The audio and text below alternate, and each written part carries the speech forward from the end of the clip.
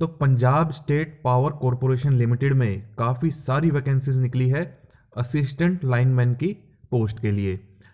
काफ़ी सारी मैं इसलिए कह रहा हूँ, 2500 पोस्ट निकली है असिस्टेंट लाइनमैन की। तो ये गोल्डन अपॉर्चुनिटी है टेक्निकल क्वालिफिकेशन वालों के लिए, यानी कि जो एएलएम की वैकेंसी को देख रहे थे। तो इस एडवर्टाइजमेंट को हम पूरा डिटेल में देखेंगे। आप देख सकते हैं CRA 301/23 ये एडवर्टाइजमेंट नंबर है। Recruitment for the post of assistant lineman, इसको शॉर्ट में ALM कहते हैं। और इंपॉर्टेंट डेट देख लेते हैं। स्टार्ट डेट कब से ऑनलाइन आवेदन शुरू होंगे? 26 दिसंबर से, यानी अभी ऑनलाइन आवेदन शुरू नहीं हुए हैं। और लास्ट डेट है 15 जनवरी 2024। Punjab state power corporation limited एक पावर जनरेटिंग और डिस्ट्रीब्यूशन कंपनी है। जनरेशन का काम है और डिस्ट्रीब्यूशन का काम है, जो कि पंजाब सरकार द्वारा ओन्ड है। यानी मालिक कौन है इसकी? पंजाब सरकार, यानी कि एक गवर्नमेंट कंपनी है। Which has played a key role in implementation of Punjab government plans for 24/7 uninterrupted quality power supply in the state of Punjab. तो अनइंटरप्टेड बिजली सप्लाई करने का काम है और जनरेशन का भी। Is looking for young and dynamic candidates. तो यंग एंड डायनामिक और ब्रिलियंट एकेडमिक रिकॉर्ड होगा, ऐसे कैंडिडेट्स को ये कंपनी ढूंढ रही है असिस्टेंट लाइनमैन को। पे स्केल क्या रहेगा? 19,900 आपकी शुरुआत में बेसिक रहेगी।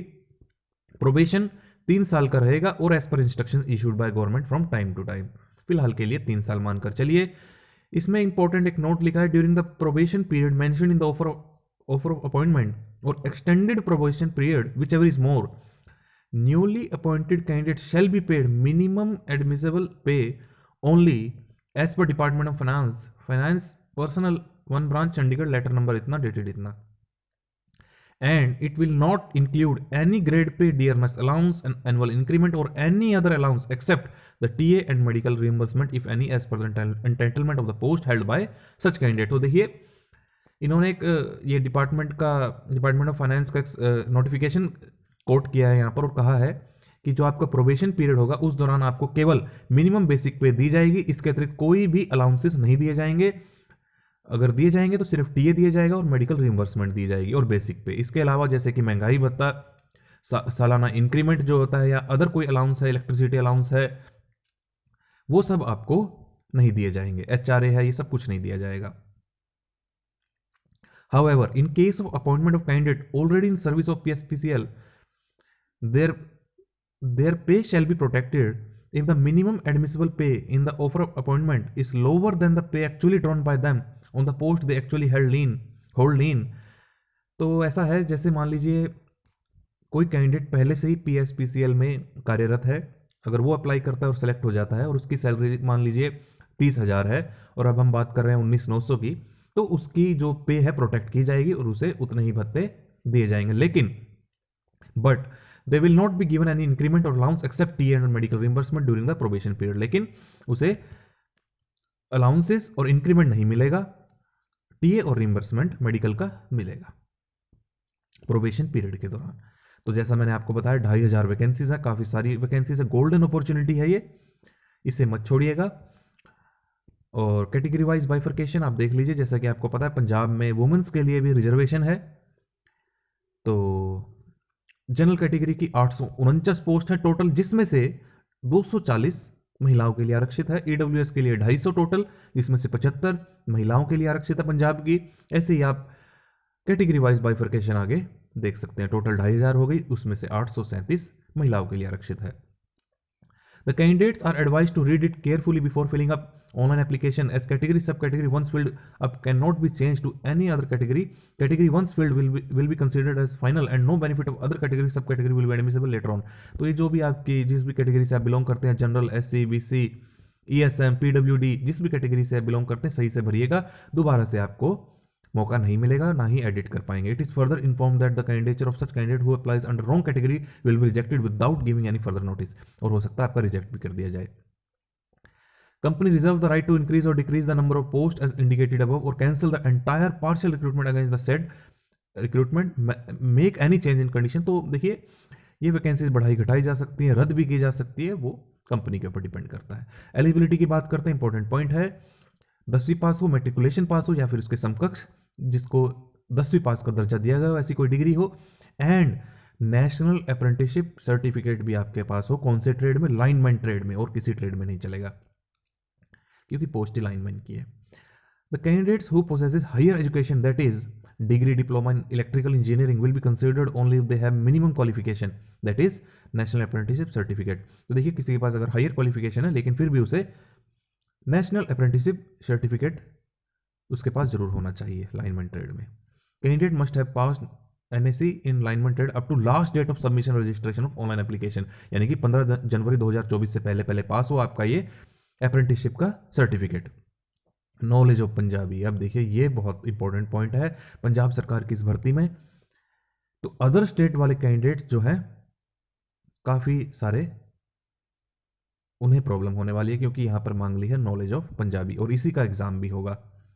The candidate must have passed Punjabi of at least matriculation level, तो 10वीं तक के लेवल का आपने पंजाबी पढ़ी हो, पास की हो, तभी आप आवेदन कर सकते हैं। Up to last date of submission registration of online application form, यानी कि 15 जनवरी तक आपने पास कर रखी हो। एज लिमिट की बात करें तो 18 से 37 वर्ष है। 37 वर्ष अधिकतम है और न्यूनतम है 18 वर्ष, लेकिन एज रिलैक्सेशन जहां जैसे केंद्र देती है बाकी राज्य देते हैं तो यहाँ पर भी है।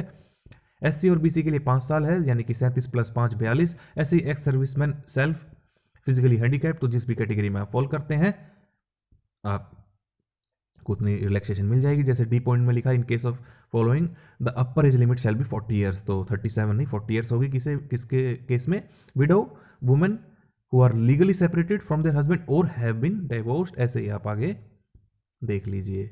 9th पॉइंट में लिखा है for serving employees of PSPCL PSTCL Punjab government to the extent of service rendered in इतना एंड अर्स्टवाइल इतना इतना इतना। तो मान लीजिए किसी ने 5 साल PSPCL में काम कर रखा है तो उतनी एज रिलैक्सेशन उसे मिल जाएगी, 37 + 5 42। अगर 6 कर रखा है तो 43। यहाँ लिखा है only those candidates who fulfil the criteria qualification age etcetera, ये सब तो बातें सब में लिखी होती हैं कि देखिए आप जब भी एडवर्टाइजमेंट में अप्लाई करिएगा, ऑनलाइन आवेदन करिएगा, फीस पेमेंट करिएगा, अगर आपके पास एलिजिबिलिटी क्राइटेरिया है, अगर आप एलिजिबल हैं, अन्यथा आपका रिजेक्ट हो जाएगा form. The candidate must possess the above requisite qualification up to last date of submission of online application, यानी कि 15 जनवरी तक आपके पास, यानी 15 जनवरी कट ऑफ डेट है सभी प्रकार की क्वालिफिकेशन देखने के लिए। Shall submit the proof in this regard at the time of document checking, तो आपके सारे डॉक्यूमेंट्स ओरिजिनल चेक किए जाएंगे, तो ध्यानपूर्वक ही आप अपलोड करिएगा।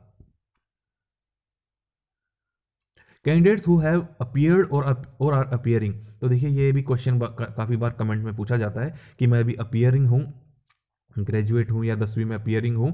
तो कैंडिडेट्स हु हैव अपीयर्ड या फिर appearing in the relevant examination certificate but the result is awaited can also apply, but he she must acquire the requisite qualification up to the last date of submission. तो देखिए मान लीजिए आपने apprentice complete कर ली है और उसका result awaited है और वो आ जाता है मान लीजिए 10 जनवरी को, 14 जनवरी को, यानी कि 15 जनवरी से पहले पहले आ जाता है। 15 जनवरी क्या है, कट ऑफ डेट है इस ऑनलाइन आवेदन करने की, वही इन्होंने रखी हुई है। अगर उससे पहले आ जाता है तो तब भी आप अप्लाई कर सकते हैं, भले अभी अवेटेड है, आप अप्लाई कर दीजिए। जब आपके डॉक्यूमेंट वेरिफिकेशन हो उस वक्त दिखा देना कि देखिए 15 जनवरी से पहले मेरा रिजल्ट घोषित हो गया है। Candidate who fails to do so even if he she has qualified the online computer based test shall not be considered and no relaxation shall be given in this regard. तो इस बात का ध्यान रखिएगा, अगर आपने फॉर्म फिल कर दिया इस आधार पर और बाद में पता चलता है कि 15 जनवरी के बाद की आपकी क्वालिफिकेशन है तो आपको रिजेक्ट कर दिया जाएगा, भले ही आपने कंप्यूटर बेस्ड टेस्ट पास कर लिया हो।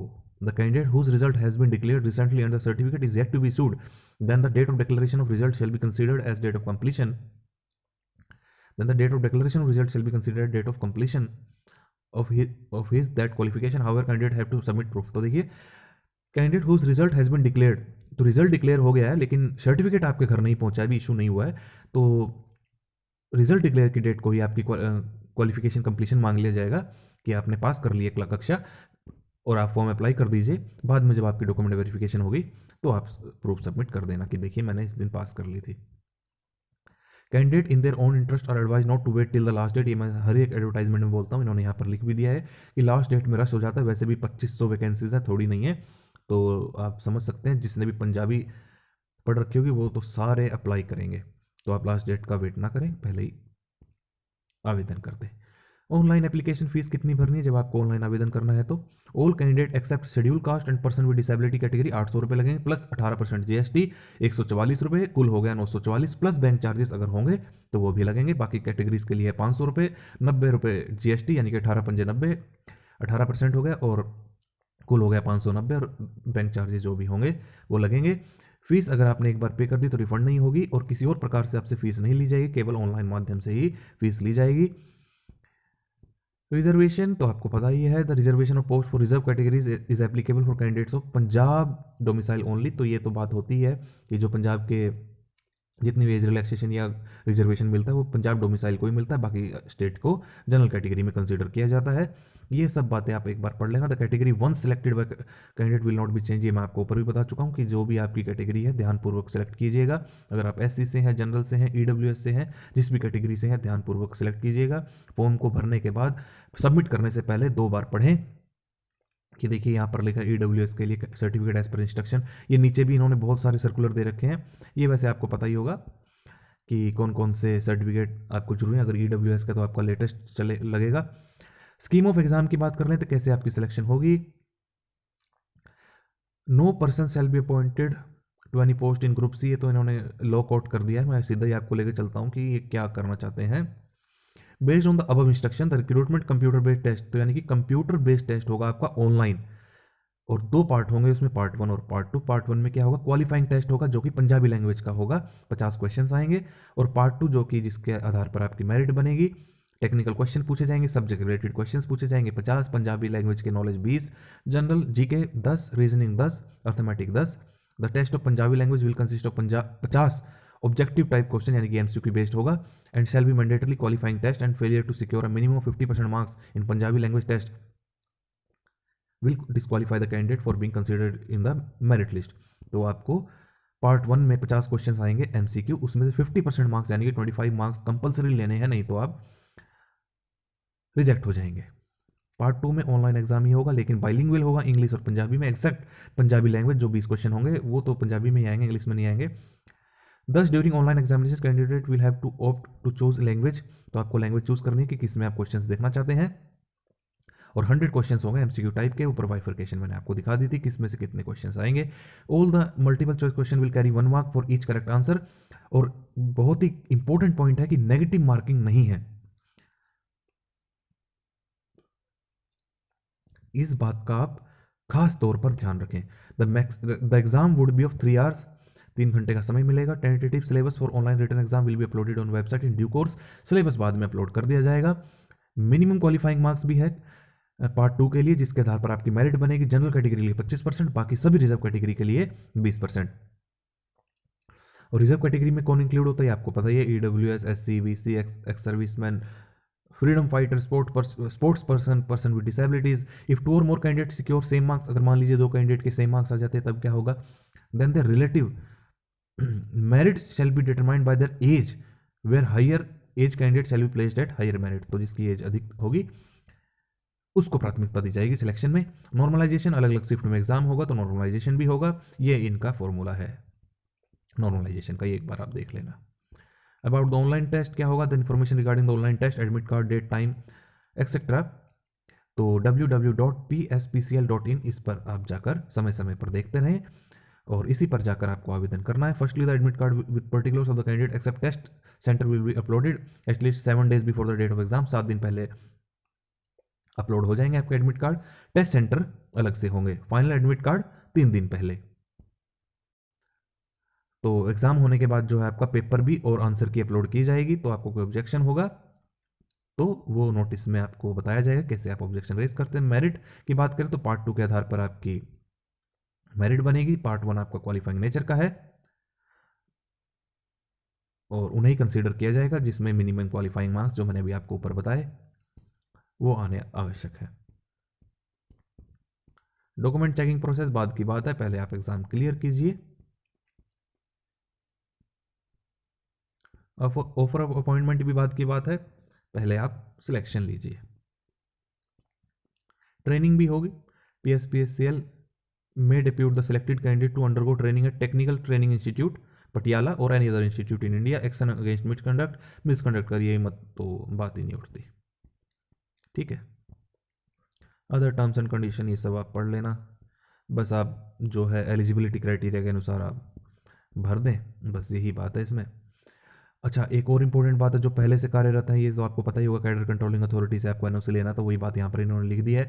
Only those government employees if selected shall be eligible to be issued appointment letter who are certified by the head of department as not having any pending disciplinary proceeding or undergoing punishment। तो अगर आप पहले से कार्यरत है तो पीछे से एनओसी आना चाहिए, और किसी भी प्रकार का डिसिप्लिनरी एक्शन ना आपके अगेंस्ट हो, पेंडिंग हो, तो ही आप एलिजिबल होंगे। तो अब इन्होंने नीचे बहुत सारे एनेक्सर्स लगा दिए हैं, रूल्स लगा दिए हैं। अगर आपको रूल्स जानने की इच्छा है पंजाबी लैंग्वेज में वुमेंस के लिए, जैसे रिजर्वेशन का क्या गजट नोटिफिकेशन था, पूरा डिटेल्ड में 63 पेज का नोटिफिकेशन, आपको अच्छे से अगर पढ़ना है तो पढ़ लेना। मेन जो बातें थी मैंने आपको ऊपर बता दी हैं, ये सब बातें तो आपको पता ही होंगी। ये इन्होंने इसलिए लगा दी आपकी सहूलियत के लिए कि बाद में कोई ढूंढे ना कि सर्कुलर ये सरकार कैसे इतना रिजर्वेशन दे रही है, या फिर कैसे कौन से रूल के तहत काम चल रहा है इस एडवर्टाइजमेंट में। सारे के सारे रूल्स यहाँ पर आपके लिए डाल दिए गए हैं। 63 पेज का नोटिफिकेशन है, तो आप इसे पढ़ लीजिएगा और इस वीडियो को ज़्यादा से ज़्यादा शेयर कीजिए। ये गोल्डन अपॉर्चुनिटी है, मैं तो कहूँगा once in a life time opportunity है। वंस इसलिए, ऐसा नहीं है कि दोबारा नहीं निकलेंगे, भविष्य में भी निकलेंगे, लेकिन ऐसा होता है कि जो बहुत से कैंडिडेट हैं उनकी एज निकल जाती है। मैं कहता हूँ कि गोल्डन अपॉर्चुनिटी है, अभी मौका है, आप अप्लाई कर लीजिए और इस वीडियो को ज़्यादा से ज़्यादा शेयर कीजिए अपने भाइयों के साथ, अपने मित्रों के साथ, ताकि वे भी इस एडवर्टाइजमेंट में अप्लाई कर सके और अपना गवर्नमेंट जॉब पाने का सपना साकार कर सके।